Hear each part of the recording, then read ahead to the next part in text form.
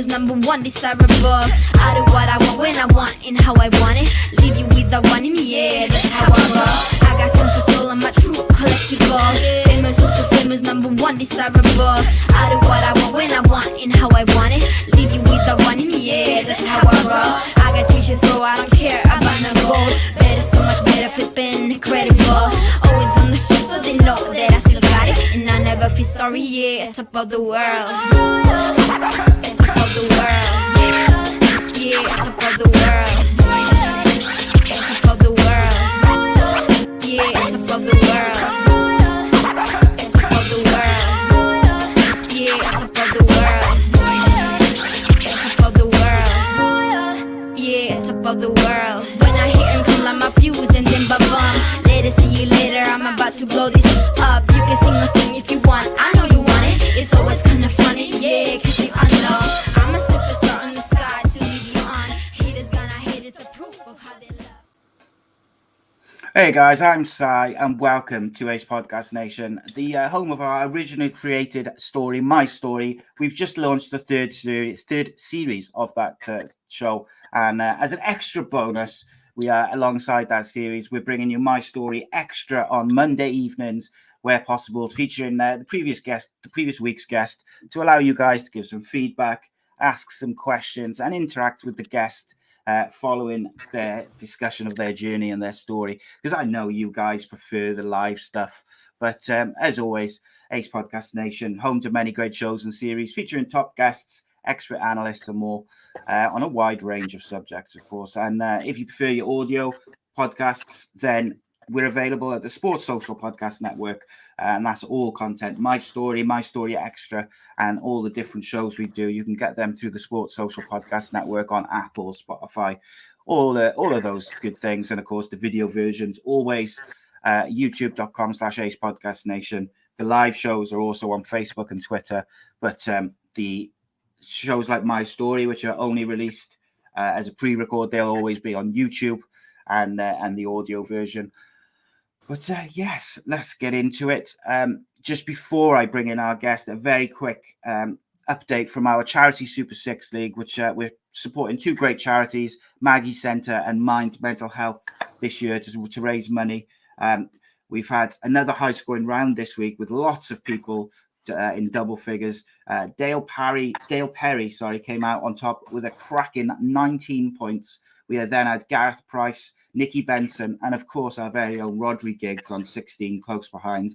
And then we had a slew of regulars, including myself, Craig, Donna, and Owain in the top 10 finish this week. Remember, the next round is 7:45 tomorrow. That's Tuesday. So get your predictions in on time and get them going. But with no further ado, I'm delighted to welcome back to the show, the channel. He seems to be on you all the time at the moment. He's been a very much a regular, which I'm happy to say. Author, boxing trainer, and boxing pundit, Mr. Ben Doughty. Welcome back, my friend. Good to be here again, Simon.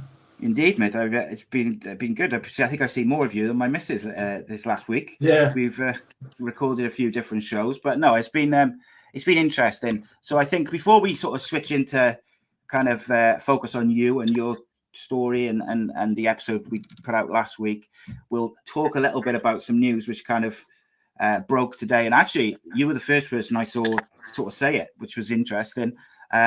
So obviously last night and the last couple of weeks, we've been talking on the fight show with you about Tommy Fury and Jake Paul's upcoming fight next week. It is what it is. It was already a bit of a shit show. Apparently off now, mate. I saw you say this morning. Yeah, the word is that he's got a broken rib, and he's ill as well, I believe. I think he has a severe cold.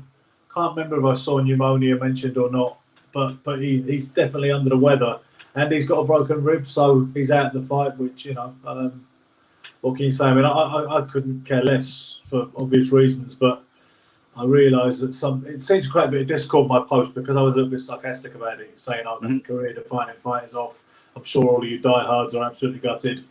There's a well-known boxing trainer, well-known-ish boxing trainer called Nick Manners who said, well, how many of you turned down that kind of money? And if you had a fighter that was offered a replacement, would you not take it? I mean, he actually called me and they sent me a message as well saying, you know, I feel that Tommy will might get a lot of stick because of your post. And I just, you know, my take is it's a shame he won't get a chance to make a life-changing money. I mean, I'm not quite feeling on that, but I don't care to waste too much time on it. You know. No, it's off. It's a weird one. No doubt be rescheduled, I suppose. I mean, I was going to ask you that. So I assumed that it would just get rescheduled for after the weekend, after Christmas. That was just my assumption. But I did see a couple of people from across the pond who I trust as well in terms of combat sports news. They are more MMA based, but they have kind of dipped their toe in more since the Tyrone Woodley into the boxing side of things. And they seem to think that Jake Paul will still fight next week, but he might fight someone else. So I'm morbidly fascinated to see who they put him up against. I believe Woodley apparently has already stepped in. Tyrone Woodley's already stepped in again. Yeah, apparently. That's what they say. Isn't he? Yeah.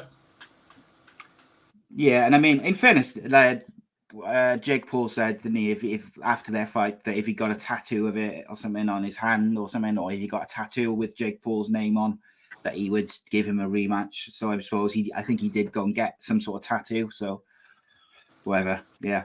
Great. If it was anything like their first fight, I've got even less reason to purchase it and watch it.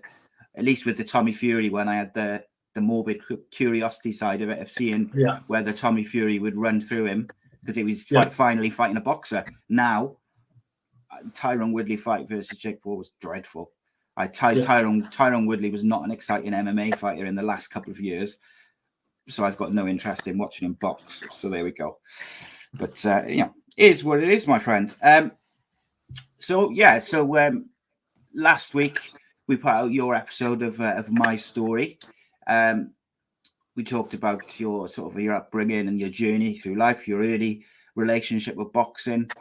A lot of people, when they do these, particularly if they've had kind of up and down life or whatever with mental health or addiction, or like in episode 1, we had Cullen Mace of the Central Club podcast, who had a little stint in prison, which had kind of caused him to turn his life around after a battle with addiction and heroin and stuff like that. He said he found it quite therapeutic to kind of lay it all out there for an hour and a bit and kind of go through all the different things, positive and negative. Like, how did you find it? Obviously, you've written books fairly recently, so you've kind of covered a lot of that stuff anyway. But how did you find it in general? Yeah, I mean, I'm always glad to talk about life and to try and get a better perspective of my life and my place in the world. I think it's cathartic, like you say, like the other gentleman said, that there's a way of unburdening yourself of certain things. When you look at life, I think for a lot of people, you realise a lot of it was thrashing around and trying to tear the world in two because it didn't seem to fit you very well. In younger days, you didn't have a lot of clarity. You're a bit more like that kind of wind-up clockwork toy. And I think sometimes it is therapeutic to look back on it, and think about the kind of the blindness and the insecurity that reigned in some of those younger years. The trade-off about getting older, which I think I might have said last time, is you do seem to get hopefully closer to a sense of peace and a sense of self-awareness that serves you well. Yeah, I think one of the things actually, which me and Danny discussed last night with Modestus, who's is trained under Danny previously and is kind of quite a relatively young fighter, has been in the UFC and then recently was released while suffering from a serious knee injury. And he was kind of talking about the lessons that he's learned during that period, the mistakes he's made. But also he said that he feels that for a very long time, he was kind of struggling to quite find his place in the world. And he does feel now as if he feels comfortable in himself. He doesn't care so much about what other people think of him. And I think when you're in your particularly in your teens, your early 20s, that is a big part of it, is that you're so worried about what other people think of you that you kind of, like you said, I think is a good description, like a wind-up toy just going all over the place, and you're not quite sure of where you fit in, I suppose, is the best description. But it's a difficult one, isn't it, when you're younger? I think I think, I mean, how many times do you hear someone sort of around, our age and older sort of saying things like, oh, I wish I could go back to my teenage years with the knowledge I've got now, because you feel like you wouldn't make those same mistakes. But I always think that part of the reason you become the person you are is because you learn from those mistakes, whether you learn instantly or you learn over years.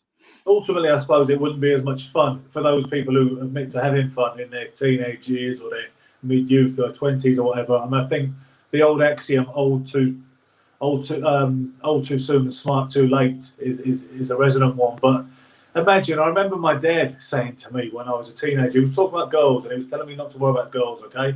I was getting a bit bent out of shape about my first serious relationship when I was like 16 in the lower sixth form. First time that womanhood or girldom had really encroached on my kind of world and my concentration. And one thing he said to me was, just punch people's heads in. Women will come and go. He meant boxing. He didn't mean just, gratuitously. But he was trying to say to me as well that I shouldn't be worried about this girl or that girl, when we were kind of breaking up or we were kind of on off, me and this girl. And I was thinking about, I was obviously just thinking, well, need to find someone to replace her, all that kind of thing, to make sure that it doesn't look like I'm just moping and at home writing teenage angst poems. And at one point he said to me, if I knew then what I know now, son, they'd be rolling in the aisles or they'd be dropping out of the trees, they'd be throwing themselves at me. But here's the thing, right? So you get that kind of worldly wisdom, let's say, and the kind of self-possession and confidence that an older man often has.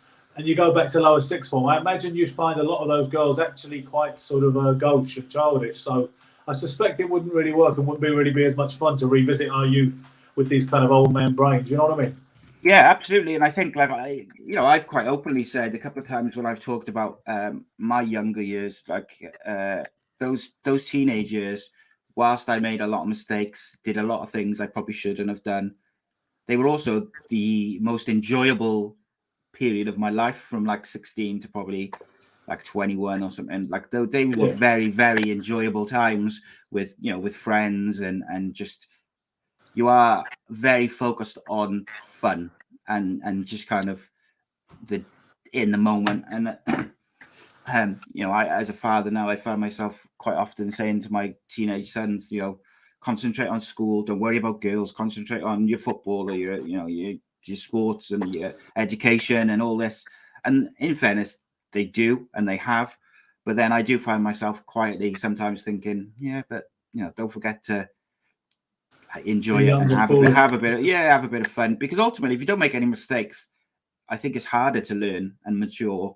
And like I look back and I learned so much more over the mistakes I've made in my life than I did when things were going well. Yeah.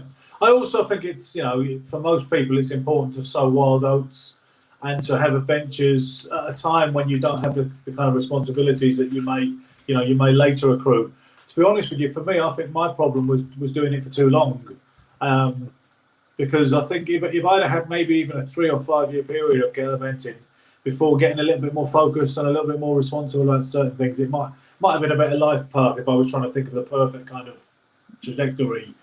But when you hit the open road when you're young and footloose and fancy free, I think that's a great thing, to go to foreign countries on your own or with a best friend or whatever. I think that's all good, and I think even me being sober now for getting on for 4 years and 9 months and feeling a sense of serenity and peace that I just didn't have in those other years. That's brilliant. It's beautiful, but I think to myself, would I have wanted to have lived that way? Would I have wanted to be an 18-year-old or a 21-year-old or a 25-year-old who didn't touch a drop of alcohol, didn't do drugs, wasn't interested in those things, and had this completely robust self-esteem and serenity? Maybe not. Do you know what I mean? Maybe would I subtract all the madness in its every aspect? Probably not. Yeah, it's difficult, isn't it? Because obviously, if my kids never go on to do any of that stuff, then I'll be happy. Yeah. But also, like you say, when you look back from a personal point of view, some of those moments are, they're some of the most enjoyable, the fun, the social aspect of things. There's a lot of different aspects to it, I guess. First question straight away for you, Ben. Gaz has asked, having watched your episode of My Story, Does Ben feel lucky that his dalliance with drugs never resulted in any serious legal troubles? Well, to be fair, it did, Jez. I don't know, but I can't remember how much I detailed that, but I was ducking and diving when I was into heroin. And, do you know what? It was not. Sometimes it was, the need to buy drugs and stuff, but other times it was just being immersed in that whole culture of skullduggery and ne'er-do-wellism. And but I got nicked for check fraud a couple of times because my thing then, and you talk about the bits of that kind of lifestyle that you enjoyed. I mean, I used to think it was great. There was a friend of mine who used to get hold of checkbooks that were always in a female name, and my girlfriend at the time used to who scrubbed up well and looked the part and spoke the part. Used to go around. You could. I think I spoke about this the last time. In the 90s, you could cash checks in pubs. Yes. Switch, as they called it, first of all, was in its infancy. It was all the slider thing. So I used to love going to London with a full book of checks and going to pubs, cashing a 50 quid check, ordering like a half or something for her and a pint for myself or a whiskey and coke, drinking it, talking to the people, and acting like the nice young couple you're pretending to be, and then going to another pub at the right and touring all over London doing that in the central London through the southwest London suburbs. And, jumping onto buses, on trains, particularly when I didn't live in London at the time because I was still living in Gloucestershire at that particular point. To me, that was, those sojourns in the metropolis were wonderful. And obviously the moral side of it, I justified it because it was against the banks as far as I was concerned, the fat cats. Yes. Places, things like Midland Bank, remember them, and Barclays, obviously. They weren't kind of entities that deserved any sympathy. And if you wanted to scratch the surface a little bit, you found they were involved in things allegedly like South Africa, which obviously was immoral. You know what I mean? So I justified them as the enemy, the idea that they were against me and society was against me. So the point being that I used to do that, and I thought it was great at the time. It was it was hedonistic and it was fun, and I managed to justify those behaviours by creating this whole philosophy which supported it. So in the end, we did get nicked pretty much by accident doing that. Not once, but twice. Both times pretty random, to be honest with you. And it's one of those things, however good you think your operation is, however tight you think you are, and however good you think you are covering your tracks, something will get you in the end, and it'll be something unrelated. But you're dicing with problems. I mean, I remember going to visit a friend in prison. And they wouldn't let me in because the guy on the gate swore blind that I looked like someone who was a previous inmate. Honest to God, never been in prison in my life. Almost, it's surprising given some of the things I got up to. But I never got a prison sentence ever. Never served one. Never spent a day in prison per se. But this guy thought I looked like someone who did, so he wouldn't let me in. And I was going to argue the toss, but because I had some documents on my person which weren't relating to me at the time. Of course, yeah. I couldn't argue the toss saying I'm Ben Doughty when it was like, well, it says here you're Stephen Andrew Fry or whatever, you know what I mean, or whatever it might have been. So the point I'm making is you'll get found out when you mess around like that, when you're up to no good, and that's what happened. So the first time we got a probation order, the second time we were pretty much for it because they said, well, you've shown total contempt for the rehabilitative system, probation and any kind of reparation you're supposed to be making. You've just gone out and done it again. So it dragged on, it got adjourned, all the rest of it. But it was just before Christmas '97 in the end that I think in the summer they gave us a deferred sentence when it really looked, we'd been given that foreboding speech which made us feel like we were going to prison. And then suddenly they came with that little lifeline. Well, actually, what the guy said was, we're always getting people like you before us, and we're always assured that the whole world's going to change come Monday morning. And I thought this was the total lead into saying, but I'm afraid, you're going down. It wouldn't have been a long sentence. It would have been about 6 months probably.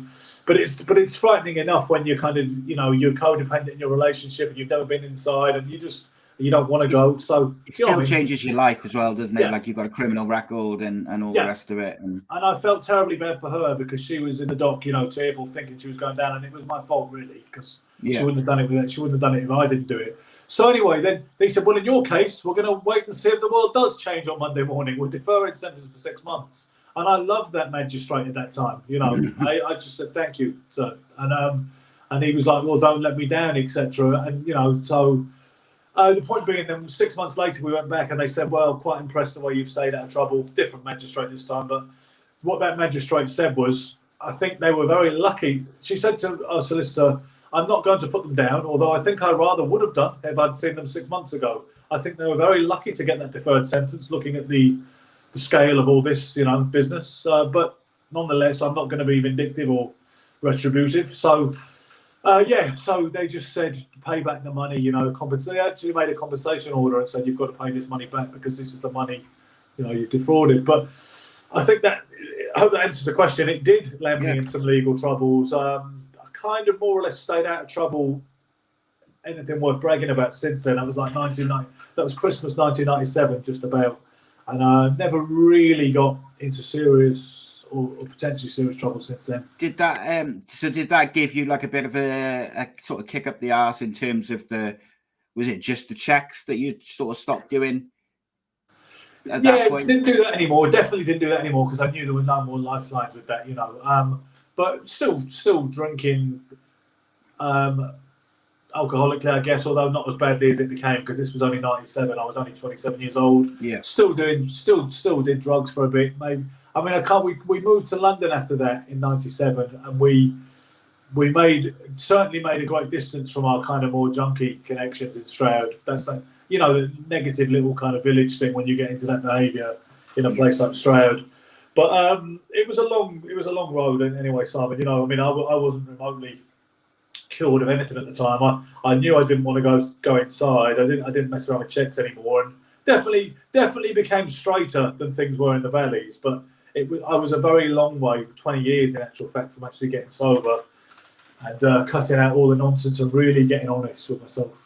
Indeed, you mentioned the checks, and the first thing I thought of was back when I was a teenager. You could go into the post office and get cash a check from an account, and then go straight to the cash point on the outside, draw the same amount of money, even if the money wasn't there from the account, from the cash machine or from the counter at the post office, because it didn't update in real time. So of course, you kind of didn't. And I got myself into all sorts of trouble, only with my own money. But I'd get paid. I remember that too. And I would draw out all my wages in cash with a check. Then I would go straight to the post office counter or the cash point and draw out all my wages with a cash card, thinking, "Oh, this is great! I got double the money to go and spend and drink and go out for the weekend and do all the things that I shouldn't be doing." And then, of course, you get a letter a week later or whatever saying you're very disappointed. Yeah, it's just one of those things. But I think it's instant gratification, isn't it? It's not really. I mean, that was the thing. I mean, somebody said as soon as I opened a bank account, or as soon as my girlfriend opened a bank account, someone says, if you go into your own branch and over the counter and cash a check £50, they won't check anything. They just give you the money, which used to be a thing once again in the mid-90s. But ultimately, what it is, it's not being prepared to work for stuff, and that doesn't that won't serve you well in the end. You have to work for what you get. That's the equation. Yes. And you can only truly be happy when you do work for things. I think anything ill-gotten goes through your hands very quickly, and like I say, it's wanting a shortcut to live easy and to being a thrill seeker and all the rest of it. But it will end in tears. The same way. I mean, that's what I liken constant drinking to. When you keep going and keep trying to stay high, with drugs, you're trying to maintain that buzz forever. It's like constantly withdrawing from an account where the money isn't there, and then maybe daddy stops honouring the checks like some sort of socialite who's maxed out her account too much, 100%. A Harrods or something, and at some point you end up withdrawn. And I think with the drink and drugs journey, you end up emotionally withdrawn, and lacking. You're less than a person. I remember Johnny Cash said each one of those pills burns up a bit of a man, and that's what it comes. That's what it is for me. But you have to learn all that stuff, and you have to realise. I would say that these days I'm finally reached an age where I can get some money for something, and I think, well, that bill needs paying, so I'm going to pay it. And it might take all the money I've got that particular week, cash flow, whatever, and I don't have a problem with that. I think, well, you've got a roof over your head, you've got stuff to be getting on with, you lots of good things going on in life. You don't it doesn't matter that you've had to spend £75 on that. Do you know what I mean? Whereas in the old days, I would have resented that and think, I'm not spending any money on something so soulless as that. I'm just going to see how long I can get away with it for, which is youth, isn't it? It's the folly of youth. And I think if you've got addictions or a dependence on alcohol or drugs, that short-termism is like all you care about. Is like all I cared about for a very long time was that I had enough money to drink and go out.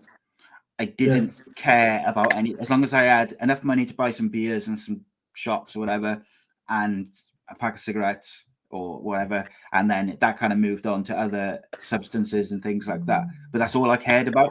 So I didn't care that I was getting overdrawn more and more, and I was bouncing checks, and I owed people money, and I was borrowing money, and because all I cared about was having enough to go out that night.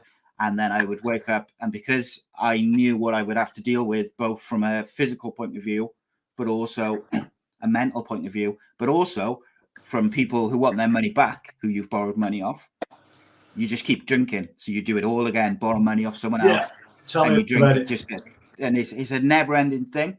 Whereas now, I remember the buzz of being skint and then somehow working a way to get 30 quid to go out. Yes, I can still go out tonight. Like I remember that short term, that buzz, and then having a great night, blah blah blah. But also I appreciate now much more like the tiniest of checks that I might get, say from YouTube or something like that. Something which I've worked very hard to build up my little corner of the YouTube channel or whatever. Like I appreciate that so much more, even though it's probably it's a lot less, and it's not going to change my life particularly, but it just seems inherently valuable and a good thing, like you say. Whereas I say ill-gotten gains from crime, certainly they don't do you any good. It may sound kind of preachy and kind of cliche, but it's the truth. It's just not. You're not going to be happy trying to do things that way, and some people have to learn the hard way. Yeah, and on that, Rob asked the question. He said it may be too personal, so if you don't want to answer it, don't answer it. But he said, why would you run the risk of prison after narrowly avoiding it?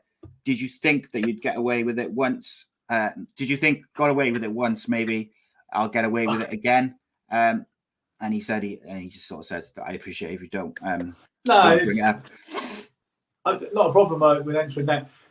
What happened was we got the probation order, been nicked the once, and my intention was we wouldn't do it again, and that we would go straight. And then somebody approached me with a checkbook just before Christmas '97, and I thought, well, justified it because we needed money, me and the girlfriend at the time, and it's like, one less hurrah kind of thing. We'll go up to London, we'll get these, because the thing is, we hadn't been nicked doing the kiting, passing the checks. We got nicked. The police busted the house just for drugs, because that's what they do to anybody who's in the drug scene, or anybody who says, well, that person's got whatever, or they sell whatever. So it was a drugs bust, and they happened. It was just unlucky that the girlfriend in question came back to the house at this particular moment, and she happened to have this incriminating evidence on her.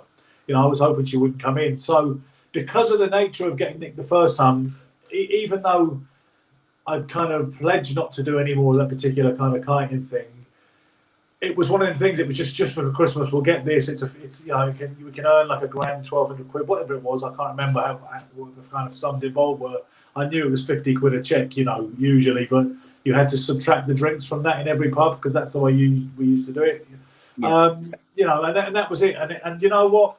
The way I got nicked, it's in the second book, Drink, Drugs, Birds and Boxing, Volume 2. It's long story short, I might as well tell it quickly. It was New Year's Day, or it may have been actually January the 2nd. It was either January 1st or January 2nd, 1997. And I didn't have an overcoat on, which because we were in Victoria Station, and I was looking actually just for a toilet. And I was actually, for some reason, it's stupid, I was looking for a toilet you didn't have to pay for, because I was ended paying whatever it was, like 20p or something, which is silly when you've got money anyway, and it's not really, honest money, but you're still actually resentful of spending 20 pence. So I was looking in different places like Pizza Hut, wherever. And because I was looking around, and there was an undercover police officer there in the precinct, and he was like, that looks to me like a criminal, like a drug user. He's deathly pale. He's wearing a suit with like a Marilyn Monroe tie, but at the same time, he looks really pale and he's not wearing an overcoat. He just doesn't look right. And you know, and the girlfriend was with me, and he saw me wandering around. And what he actually thought, because what his remit was to look for bag thieves, people who would, you know, sold bags at Victoria Station and places like that. And he thought that's what I was, and that's why I was going to all these establishments and businesses. Found the toilet in the end, then walked out the station, and from there went to a pub. I remember it was called Vino Veritas, and they cashed us a cheque for £30. They wouldn't do one for 50. So we walked back and said, okay, now let's get from Victoria, because we'd come from Brighton, you see, at the time, because we've been there for New Year. And we thought we'll go to the suburbs where it's easier, because in Victoria it's a bit kind of central, and a lot of places were naturally more suspicious there. You had better luck doing that kind of thing in the suburbs. You know, in Chiswick, Richmond, Twickenham, they were very fertile places for that. Yeah. So okay, we were about to get the train from Victoria. We were about to buy some tickets at the machine, some travel cards for the day, and we were surrounded by people who said transport police, showed us the badges, and I didn't know what it was about, because I couldn't see why they could possibly be onto us, having just, you know, done one thing in the Vino Veritas place. And I said, just run. That was my instinct. I said, you know, I said to the girlfriend, run. We tried to run, but obviously we got jumped on. We got in a bit of a scuffle with one of the coppers, who, my abiding memory is, he looked like Tosh from The Bill, like, you know, like the absolute cliche copper, TV copper, UK copper. Yeah, they slapped the handcuffs on, all the rest of it. And so, like I say, it was, the thing was, he, I think, I don't know, I threw a punch or something, and it seemed to strike him. I don't know why I did that, because that was, you know, not something you should do. And at that point, I really got rushed, and he even grabbed me by the testicles and said, "Come on, then, you're a hard man, eh?" Like, that was obviously, must have been some technique he'd learned at police training college. So I kind of acquiesced and said, "All right, yeah, okay, fair cop." But I had a sandwich, a tuna and mayonnaise baguette that I bought, and I wouldn't let go of it because I was hungry. So they were telling me drop the sandwich, and there was a bit of a scuffle over that, and I wouldn't let go.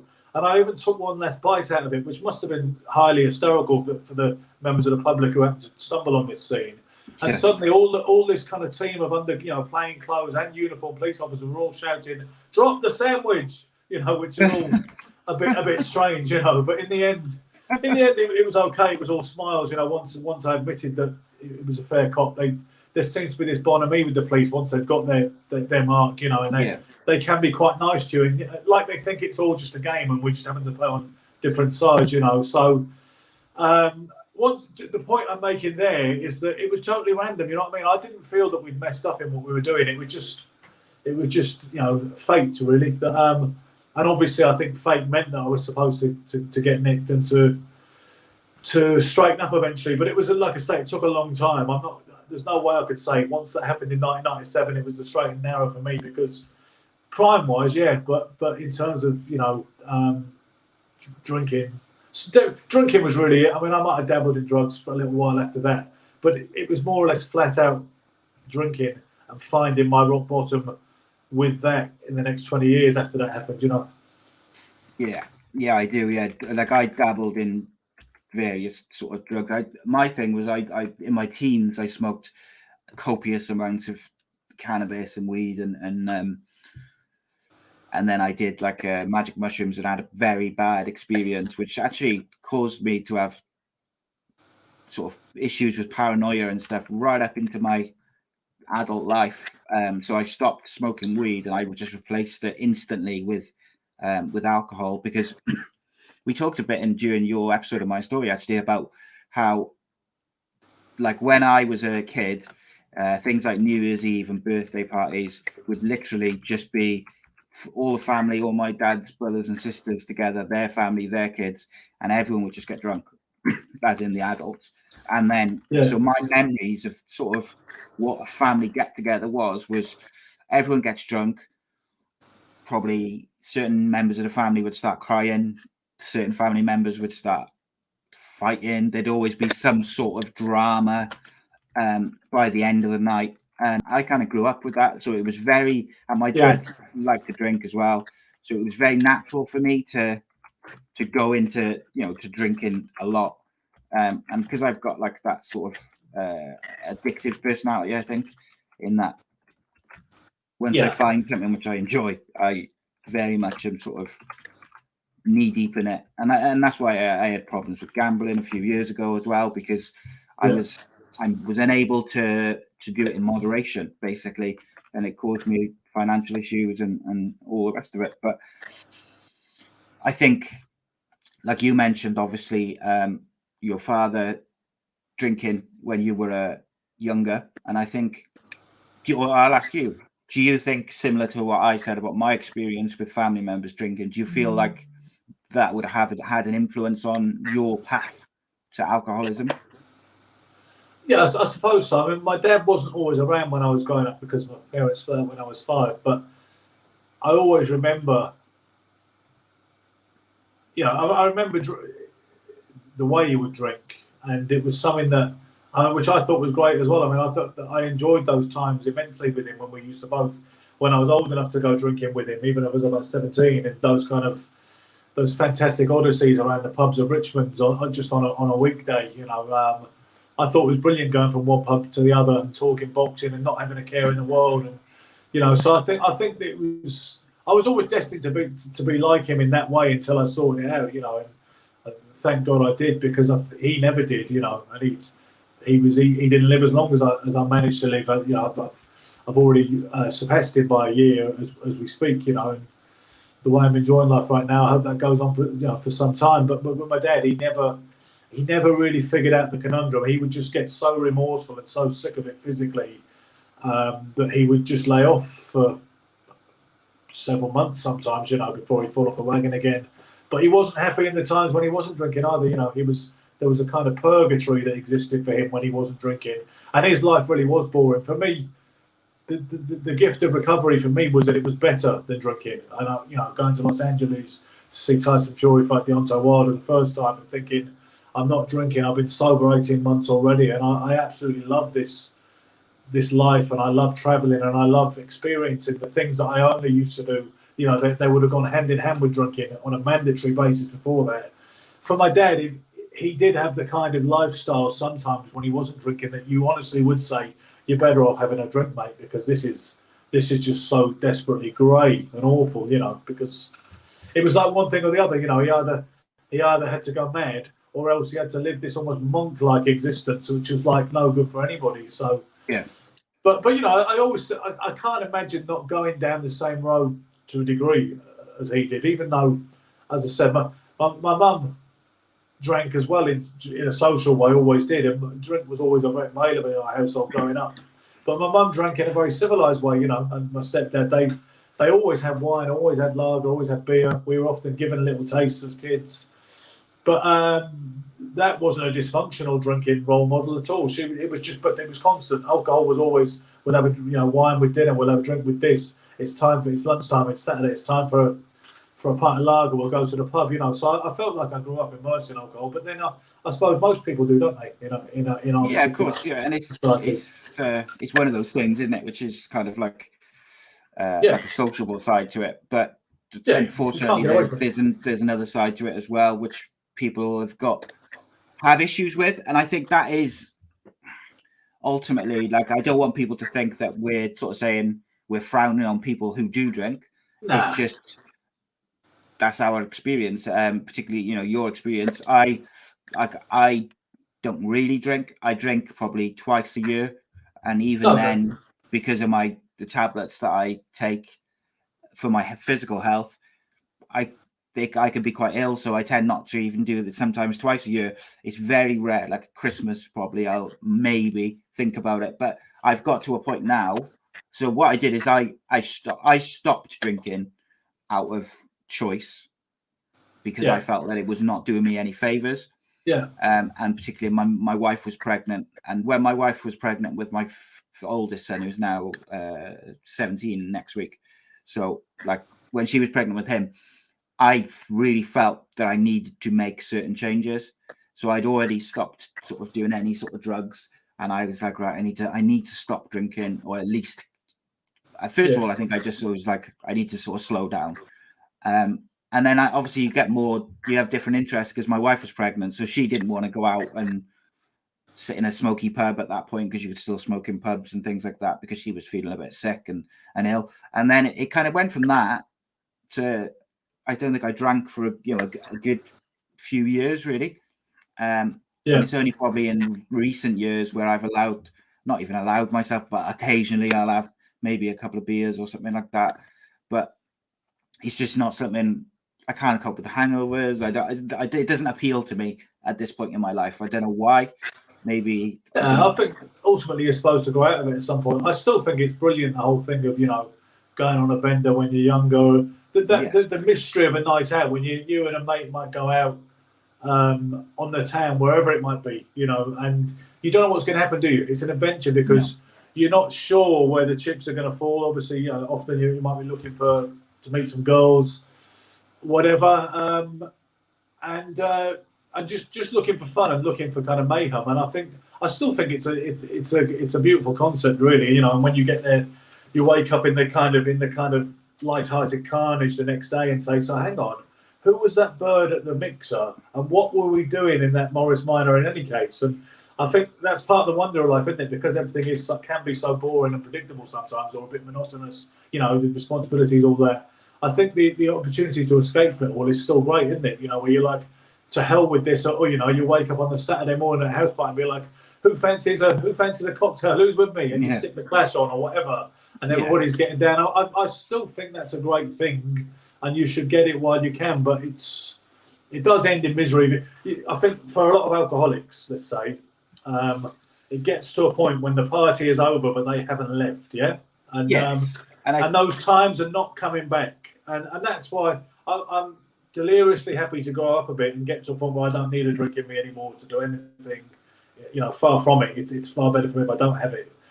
But at the same time, I'm not renouncing those days of when you used to be a bit more hedonistic, and just it was kind of fun to get a bit fucked up. I mean, I'd never ever want to start preaching and telling people they shouldn't do this or shouldn't do that. I think you hit the nail on the head there.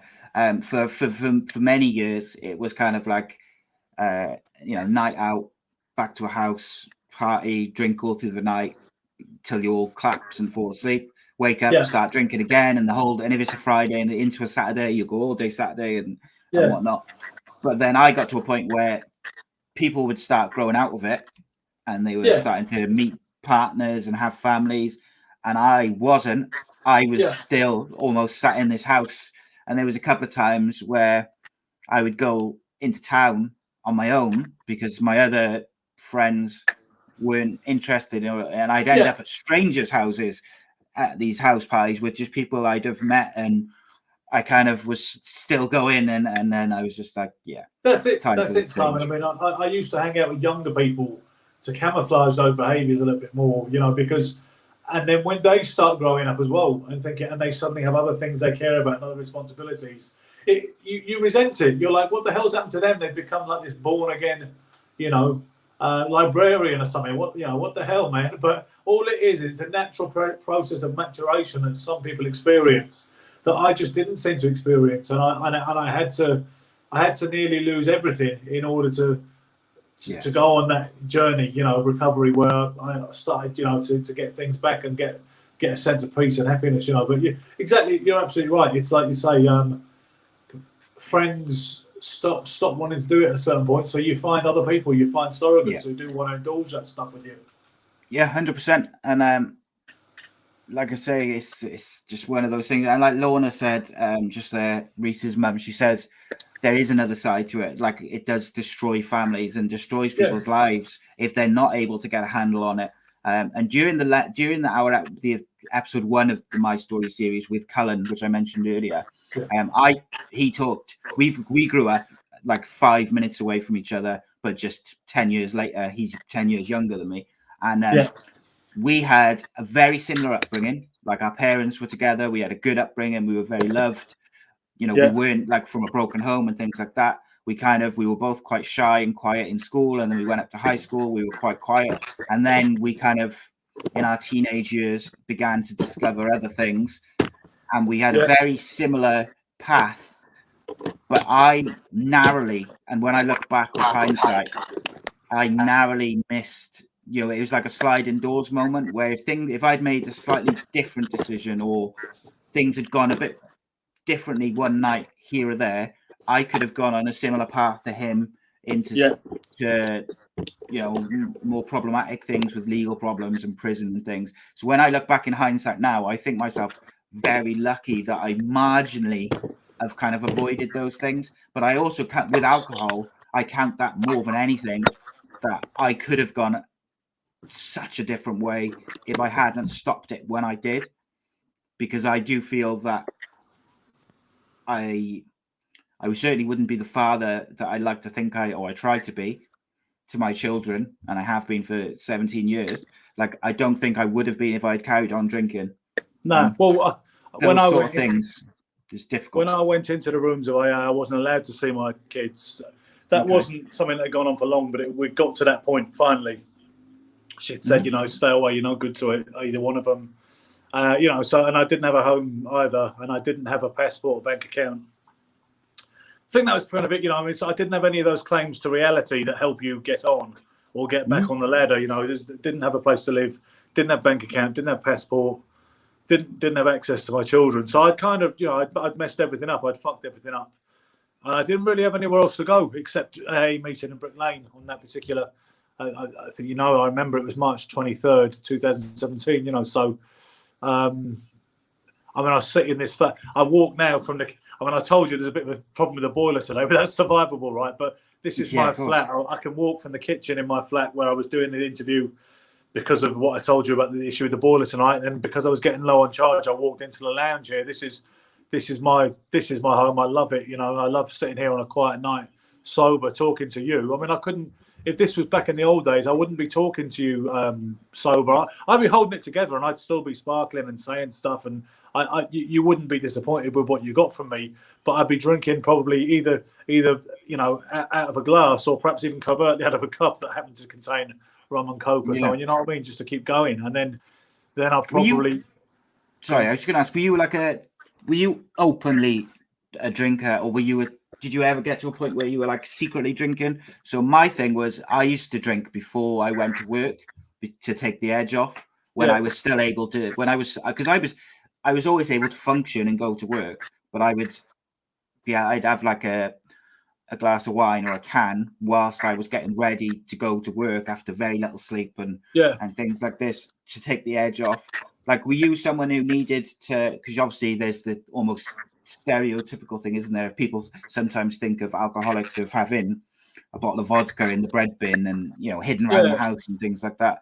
Was that something, or were you just more of a I began to hide animal? There was a party animal in the earlier years, up until certainly into probably mid-30s. But I began to hide it as I was approaching 40s. I started to hide it more purely because I could see people of my age who would share flats with me and things like that didn't like that in the week. They'd be like, oh, I could tell it didn't go down well seeing someone getting stuck into the Jack Daniels on a Monday night, you know, in the front room, you know, one after another. And I would pour the biggest measures as well with the tiniest splash of Coke, you know. And I could see people thought that gave them misgivings. It caused ripples of concern, and they started to wonder about certain things, you know, like decisions they made. So I used to drink in my room more because I didn't want them to think I was really hitting it that hard in a week, you know. But so yeah, it became covert the later I got into it. You know, when it wasn't cool anymore, and I knew it wasn't cool anymore. But before that, I just didn't give a toss. Yeah, it would just be like, yeah, I'm drinking. What of it? Yeah. So Donna just asked what job I was doing at the time. I was just working in a sports shop full time then. So it wasn't a particularly taxing job, and it wasn't also, you know, I wasn't driving a bus or something with people. You should have told her, yeah, I was a heart surgeon. Yeah, I was just brain surgeon, but predominantly operating on, you know, children and vulnerable people or something. No, I was just working in a sports shop, getting people their trainers. And I used to, it's funny, when I was drinking, I used to make sure that I would be either doing like the security type thing with the radio, so you just had to stand by the door, or kind of stand, you know, I would basically do as little as possible, because I was, as the day would progress, you'd feel rougher and rougher, and it's kind of one of those things. And I think also people don't realize we recently talked on a show about the side effects of coming off long-term medication, particularly like strong painkillers such as the ones that I take. And people, I think, don't also realize that if you've drunk every day for years and years and years, there's also side effects to stopping drinking, which can be quite complicated and problematic. Was that something which you ever encountered? You know what? Well, I was lucky, more or less, with that. But do you know what? Something happened when I don't know if we discussed it last time or not. But I had a real skinful. I went to interview Michael Watson, the boxer who ended up injured after his rematch with Chris Eubank, in a pub in Hertfordshire, in a place called Ware. Probably it'd be quite a good setting for a book about an alcoholic binge drinker, wouldn't it? I ended up in Ware, or I don't know where, or whatever. I'm sure you could play around with that location name. But I interviewed Michael Watson in this pub, and then was on it. I was drinking already the night before. I was drinking throughout the interview, just sipping lager. Then I got on it after the interview, karaoke and all this. Stayed at a person's house in the town. Then I went on a bender the next day, the Sunday, and I went missing for like 5 days. And I was supposed to interview Anthony Joshua at West Ham. This would have been just before he fought Dylan White, 2015. It was November 13th, I think, 2015. And I was due to interview Anthony Joshua. The night was being put on by Lee Eaton, who's a successful boxing promoter these days with MTK. He puts on a lot of shows. There's big mover and a shaker with that particular firm. And he was starting to hear rumours that Ben's gone missing. He won't be doing your Anthony Joshua thing. To be fair to him, he kept the gig open for me and waited till the day. Then I called him, and I was hungover as hell because I've been drinking for since the previous weekend. It was Friday. I felt absolutely awful, absolutely soulless and sucked dry.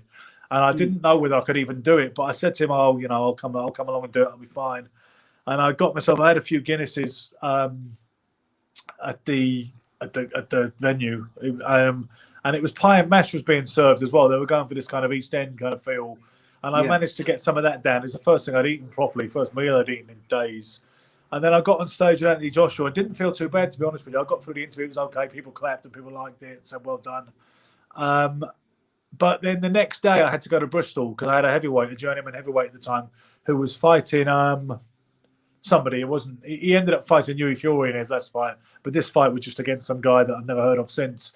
And I decided I wasn't going to drink that day, but I seemed to get some withdrawal symptoms. I felt really bad in the minibus on the way down.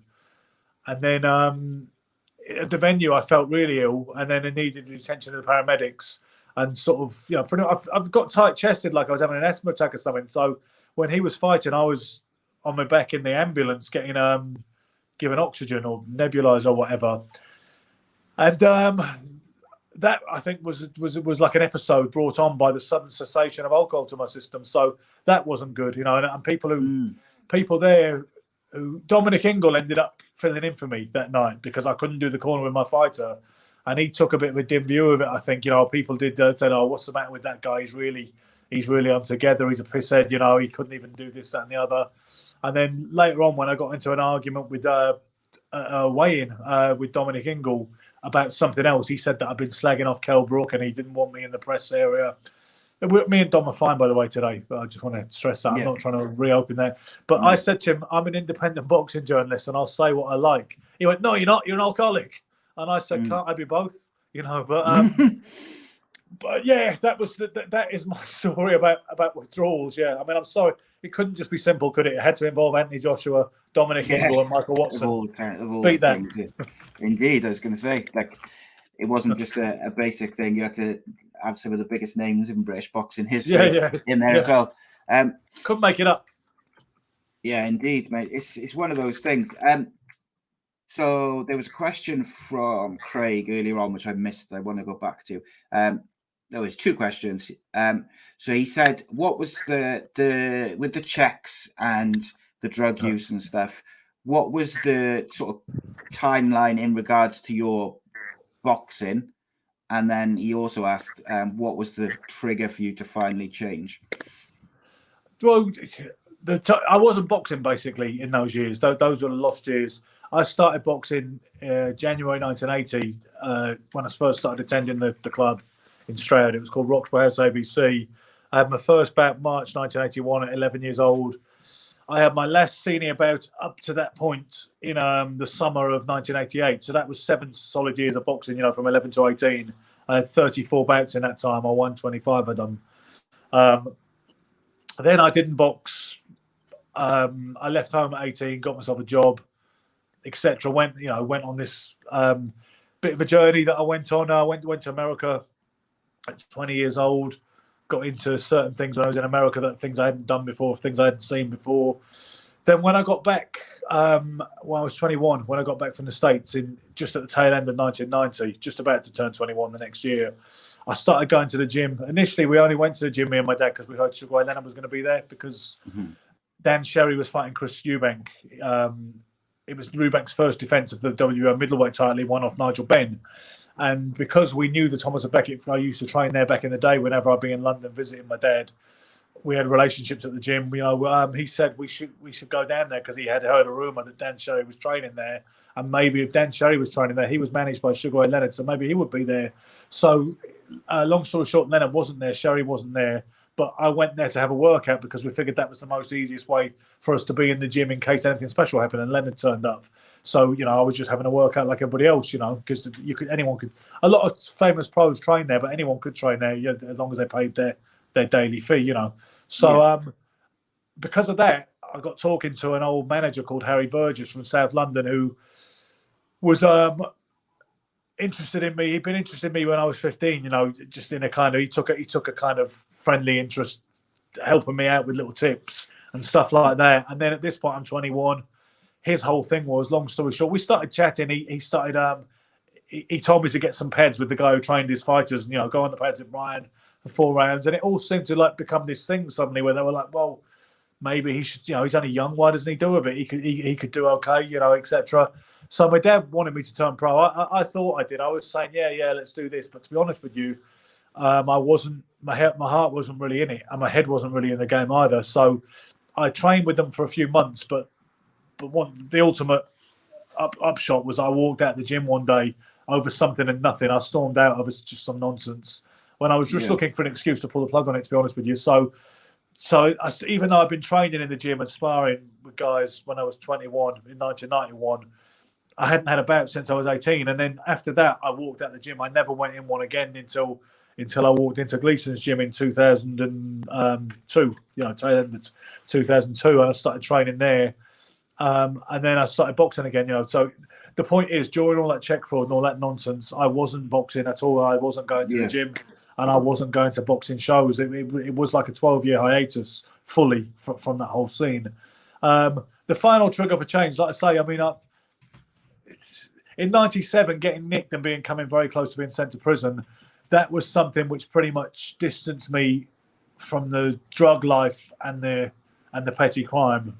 But it didn't stop me from drinking, and it didn't stop me from heading into the kind of rock bottom that I ended up in 20 years later, which I describe, when I was homeless, documentless, wasn't allowed to see the kids, all the rest of it. So I can't really claim it was anything other than the fact that, what can you say? Small mercies. At least I got out of the really kind of edgy scene and just carried on drinking myself towards an early grave, or so it seemed at the time after that. Yeah, of course, it could have gone, like we mentioned, or I mentioned earlier, about those kind of sliding doors moments where a different decision could have taken you down a very, very different path. If you had kind of stayed in the more heavily into drugs and crime, then all sorts of terrible things can spawn off that, and it's difficult, isn't it? You don't want to play the kind of what if thing, but we all know the kind of consequences and things that can happen because of those things. So it's it's good, of course, that you kind of steer clear of that side of it. Gaz said, was the incident with the tickets stroke money your lowest point? Oh, so I think he's referring to the story you told during the recorded episode. Yeah, it was pretty close. I think so. Yeah, I mean, it was that week in particular was probably it probably stands out the worst week in my life. Even bad things have happened, like my dad dying and my first son being in intensive care and being at Great Ormond Street. But those moments, they are mitigated by lighter moments or moments of closeness with other people who support you. With the ticket thing, I felt like I had no one to support me because I didn't stay in touch with anybody. I turned the phone off, and it was a strange 4 or 5 days where I didn't really talk to anybody, and I was keeping strange hours. I went to a few strange places just on a whim, including Stroud, literally for a few hours, then came all the way back on the train. I think that was the rock bottom and the worst because I did think my life was over. I thought I'll never get back. The thing that I've been building, with on social media and in the boxing industry, that's all gone. No one will have anything to do with me now, and I don't know how I'm going to get this money, that I owe people. I just didn't think I didn't see anywhere to go. I couldn't think of any road that presented an agreeable outcome, So yeah, I would say. Yeah, and look, I can safely say I'm more than happy that you were able to kind of to rectify that and get yourself sober and clean and all these things. But most importantly, I think because you seem like a genuinely nice person in all the conversations that we've had, we get on very well, and we've had had some interesting conversations. But also, I think just from the human side of things, like you don't want to see someone going down a road that kind of the direction is going, but yeah, I mean, I think that was from the outside. Was that difficult for your friends and family as well, if they could see that you were kind of going, you were drinking too much and you were getting into these situations?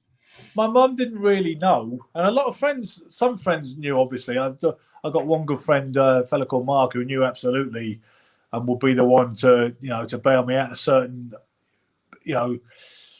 bits of trouble that my drinking got me into. And he would say to me, I'm not lecturing you, but you're wasting your life if you continue to drink, because. But my mum didn't really know until I told her eventually that I got myself into a real pickle and I needed a bit of help and hadn't asked before. My brother didn't really know to that extent either, because you're living in London. They've never lived in London, so they just people don't always know what's going on, do they? And some friends, I know people today who I know to some degree who said you hid it well because I didn't know, or so. But so I don't, like I say, I don't think people really knew it. And I think we think that parents, I think my mum, she probably didn't really want to consider that I was an alcoholic. She probably thought, well, he just likes to drink. That's all. Yeah, and I think there's sort of two sides to that as well. Is one, addicts and people with mental health issues as well, which comes a parcel with addiction.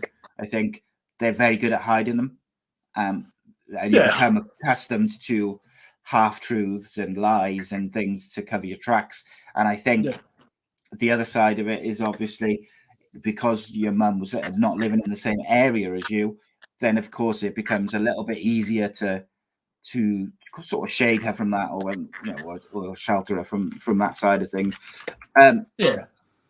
Donna says, what do you do to relax now?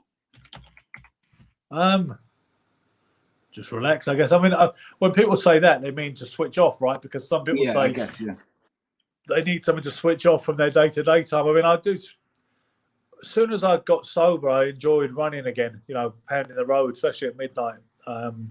So that was, I know it doesn't sound like relaxing, particularly in this cold weather right now. I mean, I still go, by the way. I will probably go tonight. She loves running, so she'd probably agree with you, actually, I think.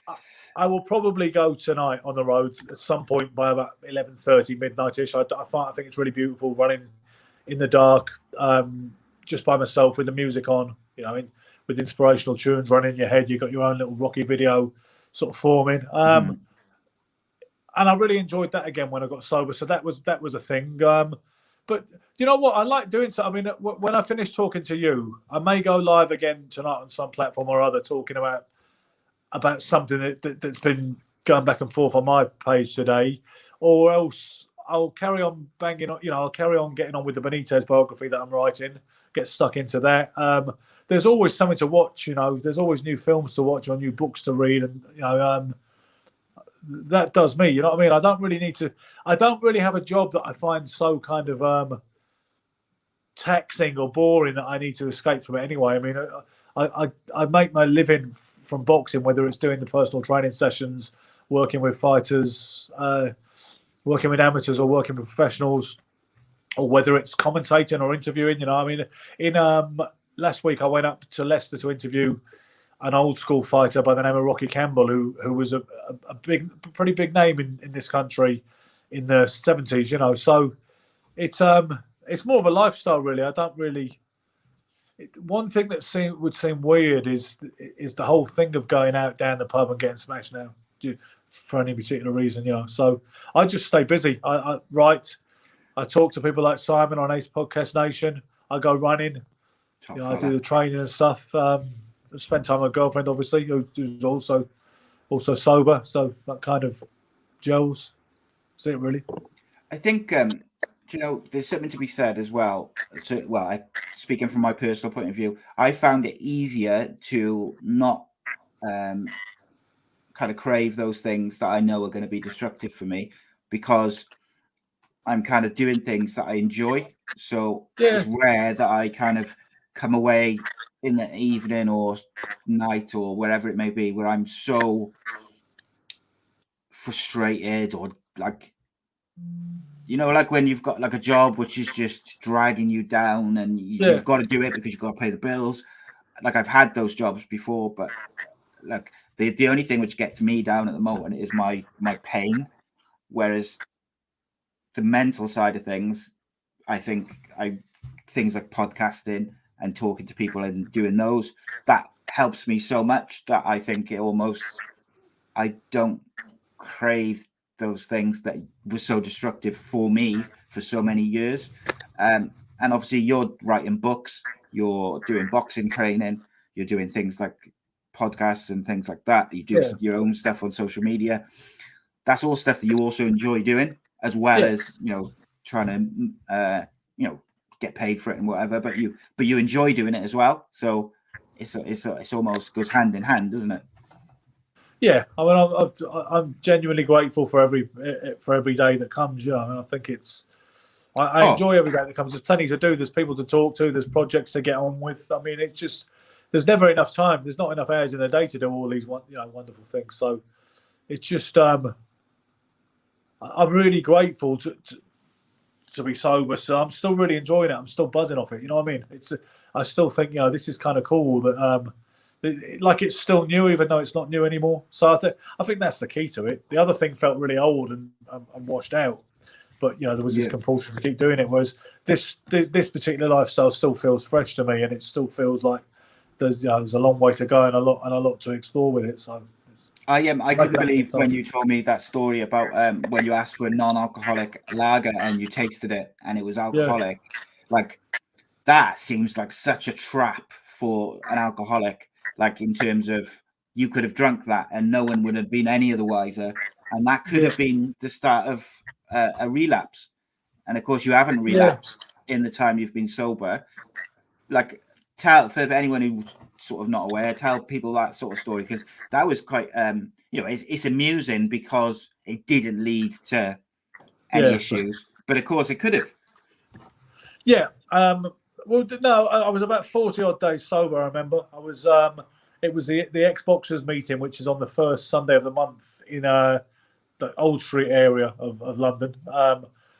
And then after we met at the place where they would meet, which it used to be called the William Blake, now it's called some sort of sports bar and grill, we went to another pub down the road in like Shoreditch, Old Street kind of area, called the Britannia. And I was ordering a Beck's Blue because I don't tend to drink those things much anymore, though I did have a non-alcoholic and alcohol zero Guinness last week in Leicester, because I'd never tried that before. I'd heard it seemed to be coming out forever, the marketing people at Guinness said, and I just wanted to try it. Some people tell me, no, you shouldn't do it, it's playing with fire, but I tried it. So I had what was like a fake pint of Guinness last week. But no, to be honest with you, that was abnormal, and it was because I'd never seen zero Guinness before, and I thought, let me try that. But normally I don't drink those lagers anymore. But 40 days in, I still did drink the pretend beers, you know, to go along with the whole kind of culture a little bit. So you're approximating it in some way. And the barman was busy. He was rushed off his feet, busy Sunday lunchtime kind of crowd. And he just put the drinks out. There you go. There's a gin and tonic. There's the Beck's Blue. And it wasn't Beck's Blue. And I took a quick sip of it because I'd already had a few that day. So I took it the same way I took the other ones. And as soon as I tasted it, I could tell it was real beer. It was quite powerful. It was almost, it's only a tiny bit, but it kind of exploded up there, so it felt like anyway. And I said, and I was quite aggressive almost. I said, mate, that's not Beck's Blue, that's Beck's Normal. And I think he realised he'd given it to a person who had a serious investment in not drinking alcohol, who perhaps hadn't tasted it for a little while, And he said, sorry, mate, and took it away like, don't worry, you'll never see it again. I've set fire to it. Don't worry, there's another one. It's gone.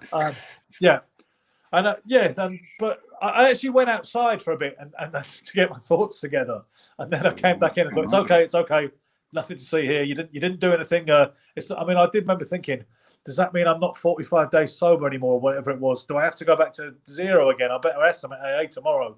And obviously they said, don't be so bloody stupid. And, you're still 40, whatever days, you just had a day on since yesterday. But obviously, somebody could relapse like that, which is why they say, probably another reason why they tell you not to do it and you're playing with fire. Because I think if you're an alcoholic, you shouldn't regularly be in pubs drinking things that look like beer anyway. You should ask yourself why that is. In fact, you're going to have to find another scene. I'll go to pubs now. Like I was in the pub in Leicester for a legitimate reason, because the guy, my host in that particular city, wanted to take me to a pub for lunch. That was his choice. If it had been a cafe, or a restaurant, that would have been fine. He brought me to a pub for lunch, said, what do you want? I could have had a Coke, and I said, let me try the 0 alcohol Guinness, But if I was sitting in the pub every night with a 0 alcohol Guinness, you'd have to ask yourself why. Do you know what I mean? Because you do. See, this was my dad's problem. My dad, when he was trying to sell the wagon, would go down the Red Cow or the White Horse in Richmond, and he would sit there drinking one of these low alcohol or non-alcohol lagers, but that's not going to cut it. You're not going to find a new life like that. And you're going to have to realise some of your old best mates from the pub, they will drop off, and suddenly you won't see them as much, if at all, because you don't have that essential thing in common with them anymore. Yeah, unfortunately, it's one of those things which comes hand in hand with it, that when you stop drinking, you lose contact with people almost naturally, just because of. It's sad but true. It's just kind of the way it happens. Right, a couple of questions then, just to finish this off, Ben. Cade Child says, have you ever met Butterbean, and have you got any funny stories about him? I must admit, I never met Butterbean, but you know what? I met the man who knocked out Butterbean. There was a guy, Butterbean's first loss for quite a long time in his run of kind of tank down 40-0 kind of, 39 KO kind of record. There was a guy called Mitchell Rose, a black guy from out of New York, who knocked Butterbean out at some point. Mitchell Rose was a journeyman, a losing fighter, but they made a mistake by matching with Butterbean, evidently, because he knocked Butterbean out. Now, the reason I know it was him, because I was training at Gleason's gym in early 2003, I guess, and there was a black guy in the gym. He was on the treadmill, and he had a T-shirt, a big white T-shirt on. On the back of it, it said, Mitchell Rose, the man who knocked out Butterbean. So obviously, at some point, I was next to him on the adjoining treadmill or whatever, and I said, "Did you really knock out Butterbean?" And he smiled, proudly. He said, "Yep." And I don't remember the conversation going any further than that. But you know what's funny about him? Because he's no longer with us, God rest his soul. He died, I think, either this year or it might have been last year. I think he died last year. Can't remember what he died of. I don't know if it was COVID or might not have been, but he did die. And I knew a few people who knew him who said, he was a good guy and it was a big shame. He was kind of young. But funny enough, he stars in Mike Tyson's autobiography, Undisputed Truth, because he and Mike Tyson, right, Tyson was in a club, like he was always in a club with a bunch of hangers on, and into the club comes Mitchell Rose, who came a kind of Black Brothers thing with Tyson. Tyson invited him into the private area, let him drink his champagne and let him smoke weed with him, all that, and everything was fine. It's like, we're both fighters, we're both brothers, all the rest of it. And then at some point, this shows you how volatile Mike Tyson is, this story, and Tyson tells it, and I believe it because he's kind of brutally honest as well. Yes. But they're smoking this spliff, whatever, and passing it back and forth. And then at some point, he gets a bit too comfortable, Mitchell Rose, and he says, "Mike, if you and me were fighting, you'd attack and I'd counter." Now, Tyson, who obviously considers it a massive insult that he could even postulate being in glove combat with him, like he was even in that league, you were a Butterbean opponent when all said and done. Tyson is supposed to have said, "What?"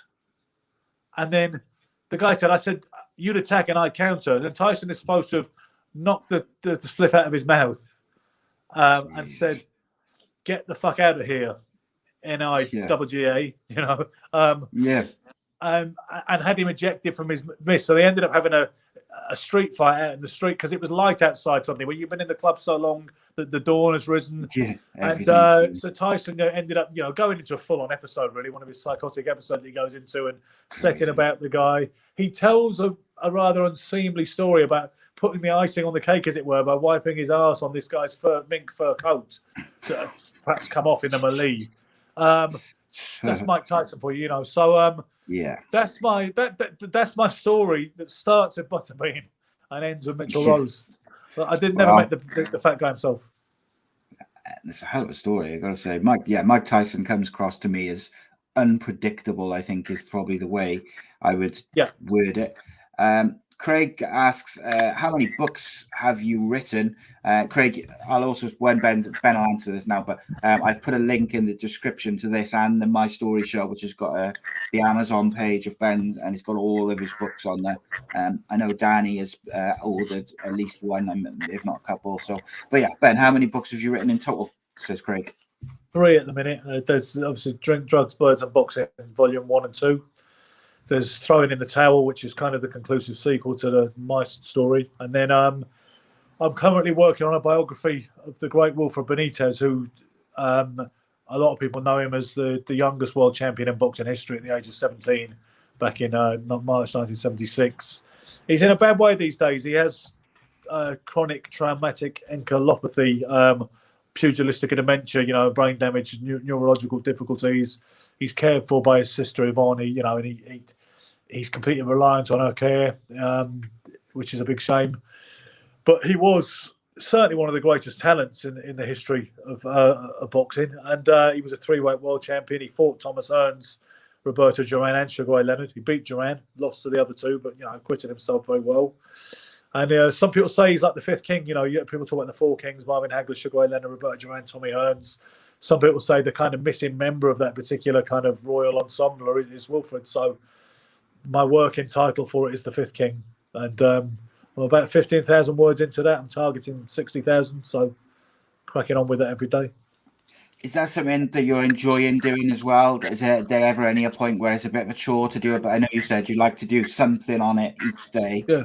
Have you had any days where it's like a bit of a chore, or is it just something that you can pick up whenever? Not really a chore, but some days the words don't flow as much, and I've learned you've got to keep going. Don't give in to that. Don't. For me, anyway, somebody else might think differently, but for me, it's like, don't be like, oh no, my creative muse is not really there today. The words aren't coming to me. I'm going to late to tomorrow. If you're struggling with a paragraph or a sentence, or wondering how to link something, or if a chapter doesn't seem right to you, just keep banging away at it till you've got it to your satisfaction.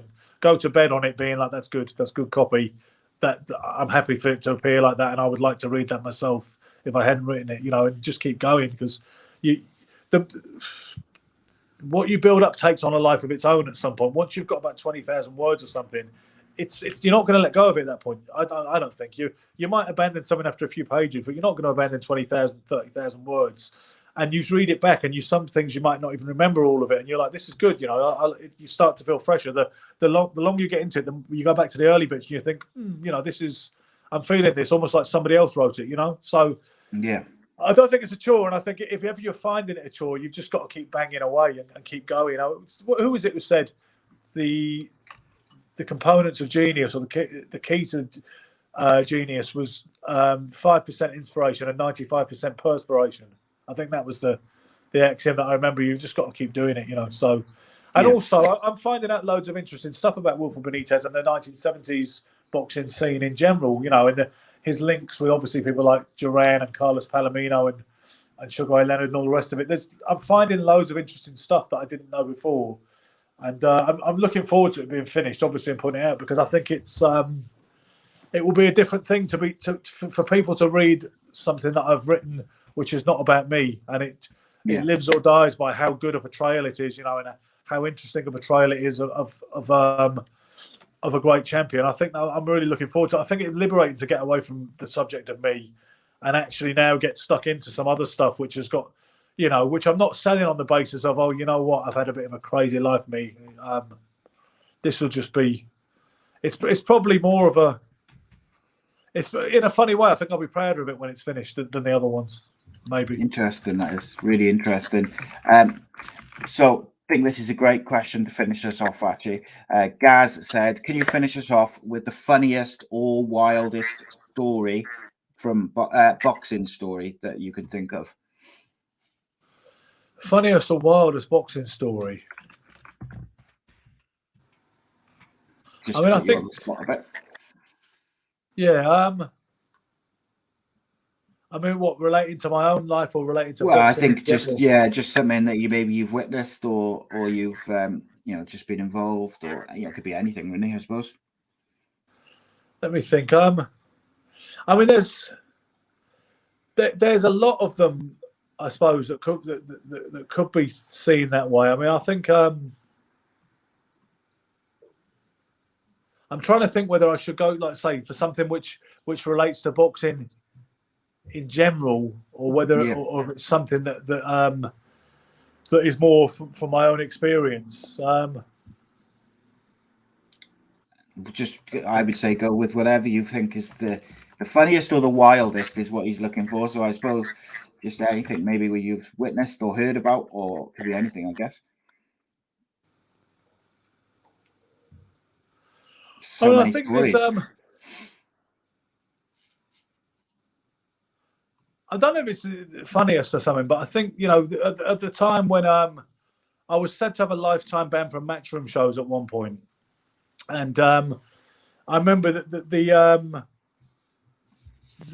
time it happened. Initially, the problem was that Anthony. I think we spoke about it last week as well. That Anthony Joshua did a public workout before he fought Dominic Breazeale, and it was at the York Hall on a first come first serve basis, and to add a bit of value to the whole gathering, Matchroom have put 2 6-rounders on featuring Craig Richards, who's since done very well, and had his world title shot against Dimitri Bivol and gave a very good account of himself. O'Hara Davis, who people will know.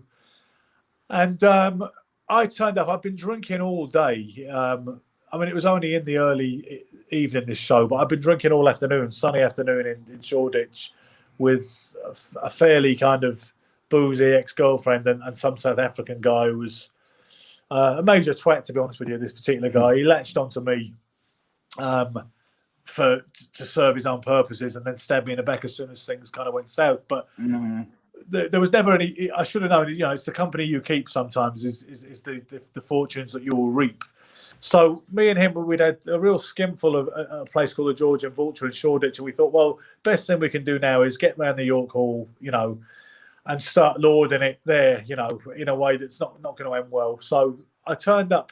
Say the thing was free, but they wouldn't let me initially backstage, which obviously I was a massive affront to my ego at the time. I was like, I'm supposed to be a face or whatever nonsense I was thinking at the time, and so they wouldn't let us in. And I said to this young security guard, "You don't follow boxing, do you?" Like I was so bloody famous, he was supposed to know who I was, kind of thing. That was my implication, And he was, he said, "Oh, I couldn't care less if I follow it or not, mate. You're not coming back here."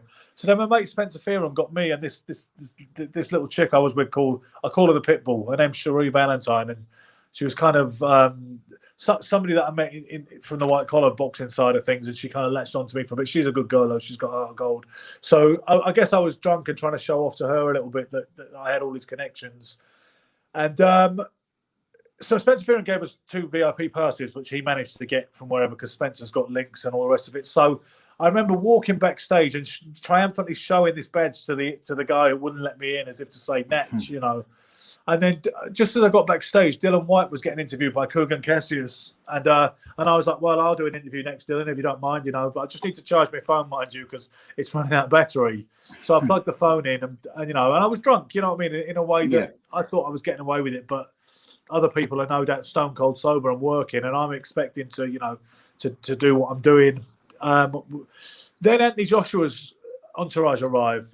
There's a fella in his entourage called David KD, who I know from doing business with, because he was the guy that used to deal with the tickets for Anthony Joshua fights, and I used to get tickets, as has been well documented. I did go slightly pear-shaped at some point, But so I knew him, and he knew that I was often slagging off the spurious nature of belts in boxing these days. You know, well, and multi-world championships at the same weight and all the rest of it. So jokingly he said, "Oh, Ben, I'm sure you want a picture with the belt." So I grabbed the belt and got a picture with it, but I'm holding it upside down. I've still got the picture today, and I look at it and I see the me that was drinking. You know, looking a little bit. I'm kind of dressed smartly, but still dishevelled in the way that you seem to be when you're living in that kind of way. You think you look the bollocks, but you look back and think, not so much now. Yes. And I'm holding Anthony Joshua's belt upside down, and I look at it and I see sadness in the eyes, to be honest with you. But so I've got that. Then there's a guy called Frank Smith, who to me just looked like he was about 16 3/4, to be honest with you. And I'd never seen him before. I didn't realise how immensely important he was in that organisation.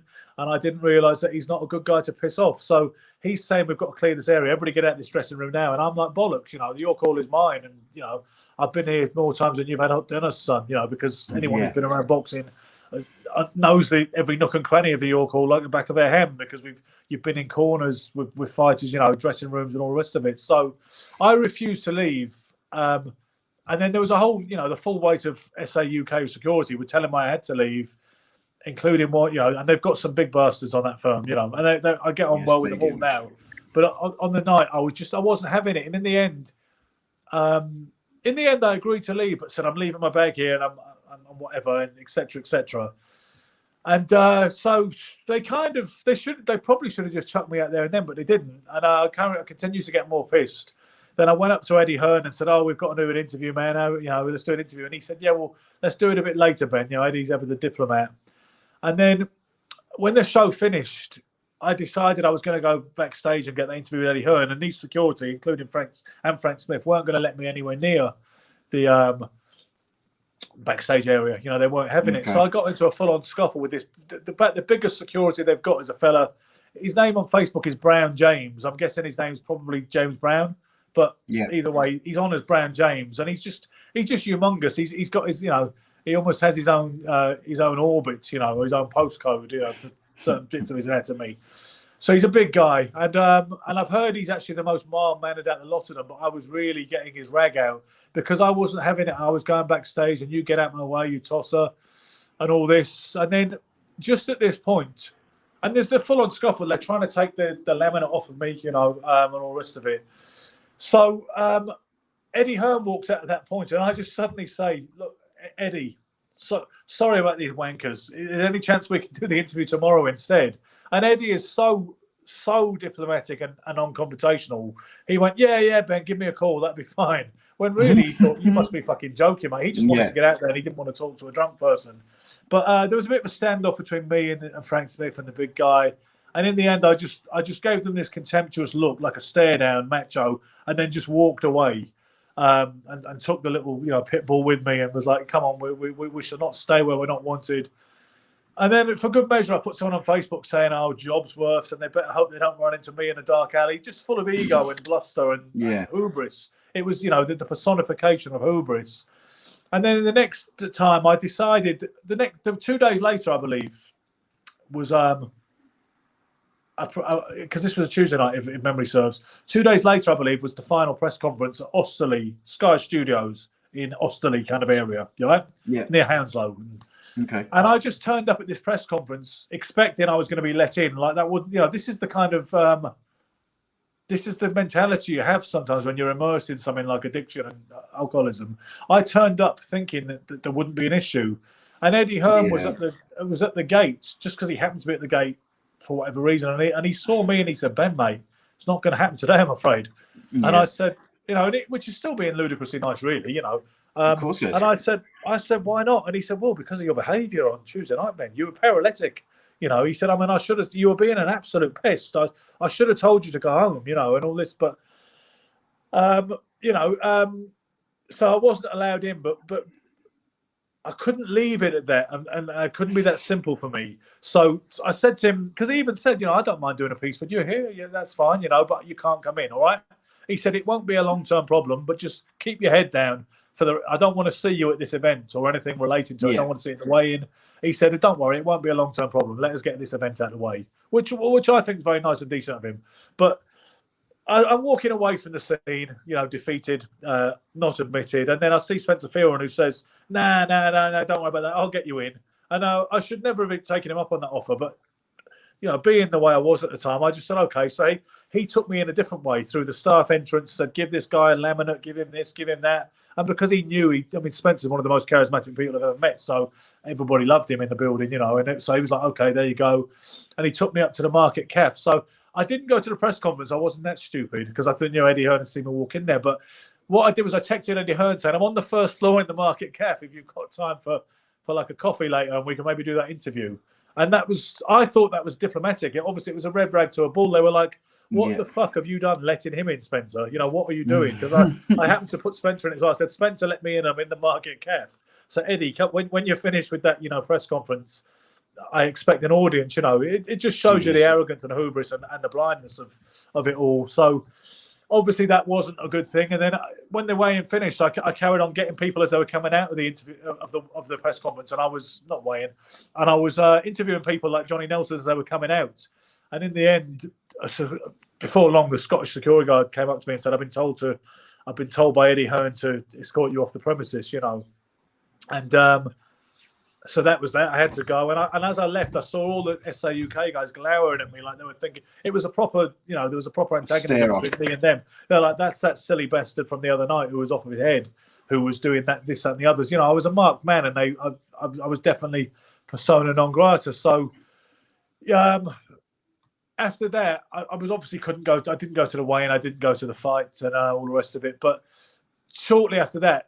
Literally within weeks, the whole ticket gate thing happened, and people told me I never heard it from him direct, but people said that Eddie Hearn had said I was banned from Matchroom shows for life. And I think Frank Smith, even before ticket gate, just after the thing I told you about, said that I was banned from those events for life. But these days I get on really well with the security guard in particular that I was having a ruck with. I think at some point he when I'd gotten sober and was being given another chance by quite a few people in the industry, I saw that that he got married actually, because another guy who's a nice guy called Cy Roberts, his name is, who runs SA UK for Clifton Mitchell, the ex Brendan Ingle fighter, the heavyweight. Okay.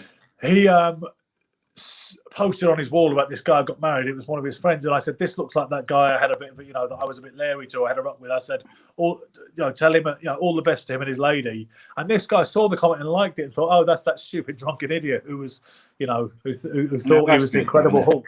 So he added me. I got a friend request from the fella next, and then the next thing, we might have exchanged a few messages saying sorry about that. He said, "Oh, it's not a problem, mate." But now we really get on well, and I've seen him at events, and if I see him at the door, he's like, "No problem, Ben, you come in." Even if it's restricted access, he's like, "No, don't you worry, this guy's cool. I'll give him a wristband." And I remember putting on Facebook. I saw Coogan Cassius one time post a Facebook status that said, "This should be fun. Tell me, how did we meet? If you know me in person, how did we meet? And what was your first impression or something?" And I don't normally share these things, but on this night I did do the same thing. He said, "How did we first meet, and what was your first impression?" And one of the first people to comment was Brown James, and he just said, "Well, ... But in the end, I bumped into Eddie, like I think I told you, at a press conference when I was sober for a few months. It was a Sauerland press conference. He was there with Jamie Cox, who was fighting George Groves. And that's when we first did an interview, since I've been told that I was banned forever, And that was the olive branch and all the rest of it. And then since then, I've seen that Frank Smith as well.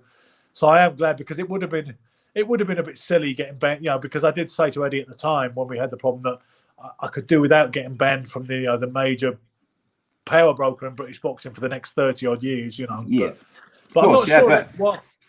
From their point of view, I guess. Or funny, but it was the one that was. Yeah, no, I mean it's a pretty wild story, in fairness, and I think from their point of view, of course, the way you were at that time, they couldn't have you coming into those events in doing those sorts of things, I suppose. But yeah, exactly. Yeah, I mean, and that was. That's what he said to me. It didn't occur to you though at the time either, though, that you were doing anything wrong. I think it's just the cheek, like I say, the sheer chutzpah of turning up on the Thursday expecting to go to the press conference. I didn't see, and then going to the Market Cafe and saying, Eddie, I'm upstairs. But I mean, it was just, Jesus. Can you imagine how annoying that I mean, I don't suppose he wasted a lot of energy on it because he's a busy man. But because what I heard was that the other guy had the screenshot of my Facebook post saying he was a job's worth and what I was going to do if I saw him in a dark alley and all the rest of it. So it obviously had bothered these people, you know what I mean? And then the next thing they're saying to Spencer, what have you done? You bloody let him in now. And he's in the Market Cafe, drinking coffee and, eating the food. But yeah, I'm glad that, like I say, I think Eddie Hearn is a good guy. I know some people, he's had a backlash the way you get backlash when you're successful at the top. But my experience of him is he's a fair, decent guy. I think he's a very likable person, really. Yeah, I've never really understood the amount of hate that he gets online. Like, I find him to be quite charismatic, likable. I don't find him to be particularly arrogant. He'll have a joke at his own expense and things like that. Like, there's other people online who I find much more irritating or just lacking a bit of, I don't know, maybe a bit crass or whatever. But I find him quite likable. I've never met him, so I couldn't say for sure. But I mean, from what I've seen of him online, he seems like a very likable chap. So I've never really understood why, other than jealousy.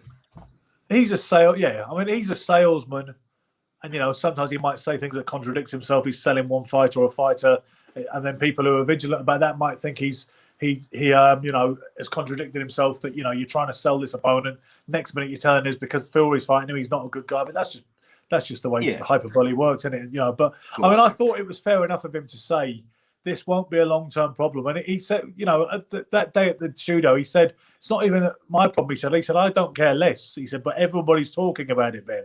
He said, that's the problem. Everybody's talking about it. So he said, so you can't just be walking in here and expecting that nothing's happened, But yeah, I mean, he's all right. I think he does love boxing. I mean, he's worked hard to get where he is. It's not all silver spoon stuff. He didn't just get there off the back of his dad. He had a great start. He said, you play the hand you're dealt. But he has worked, tirelessly hard and has got a lot of flair for what he does. Otherwise, he wouldn't be where he is. And he has taken matchroom boxing to a level it was never at in Barry's day. Barry's done an amazing job with the whole umbrella of matchroom sport. And Barry Hearn is an amazing man too, an amazing businessman.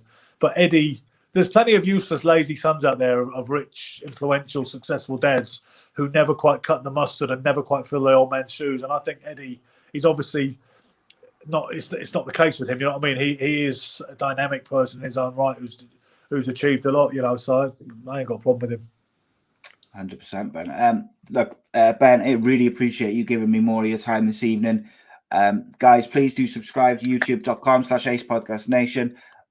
We've got a new episode of My Story out on Wednesday with our very own Danny Batten, which is a really interesting one. And of course, I'll be dropping a clip tomorrow from our interview with Graham Boylan, the Cage Warriors president, where he talks about next weekend's or the upcoming Luke Shanks Sam Creasy fight and the controversy around that. So lots of stuff coming up. We'll also be back on Friday with Rodri Giggs. But I appreciate all the comments and everything, questions and whatnot throughout. As always, appreciate it. Please do spread the word, subscribe, all that good stuff. Gaz says, Ben, he says, get Spencer Fear on to do a My Story episode. I said to you, didn't I? I said he should do one. And he would do it, no problem. He'd do it in a heartbeat. So I think that is, we look at other guys like Tim Witherspoon and Michael Olajide, but Spencer for sure. I will chase all three of them up tomorrow. I appreciate that massively, Ben. I love speaking to lots of different people, and including yourself. I always enjoy speaking to you anyway, but I really enjoyed getting a lot of extra time speaking to you over the last couple of weeks, and I'm sure we will see you on the fight shows on a semi regular basis anyway. So, but you take care, my friend, and I'll see you very soon. Cheers, Ben. Cheers.